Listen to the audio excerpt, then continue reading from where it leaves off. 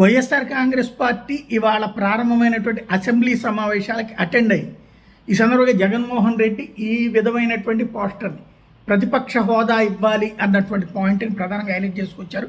ప్రధాన ప్రతిపక్షంగా గుర్తింపు ఇవ్వడం, కుప్పకూలిన శాంతి భద్రతలపైన నిలదీస్తాము అంటున్నటువంటి విషయాన్ని అంటే హోదా ఇవ్వరు, నిలదీయనివ్వరు అన్నటువంటి పాయింట్ని రైజ్ చేసుకొచ్చారు.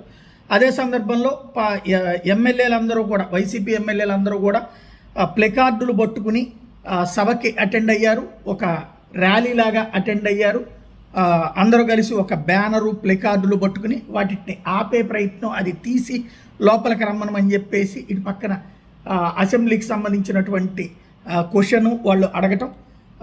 ఇక ఇంకోవైపున సభ లోపలికి అటెండ్ అయిన తర్వాతన ఏదైతే స్పీకర్ గవర్నర్ స్పీచ్ ఇస్తున్నటువంటి సందర్భంలో, ఉభయ సభలను ఉద్దేశించి ప్రసంగిస్తున్నటువంటి సందర్భంలో ఆందోళనకి దిగారు వైసీపీ నాయకులు. వైసీపీ సంబంధించినటువంటి శాసనసభ్యులు, శాసన మండలి సభ్యులు వాళ్ళని, గవర్నర్ దగ్గరికి వెళ్తున్నటువంటి వాళ్ళని నిరోధించారు.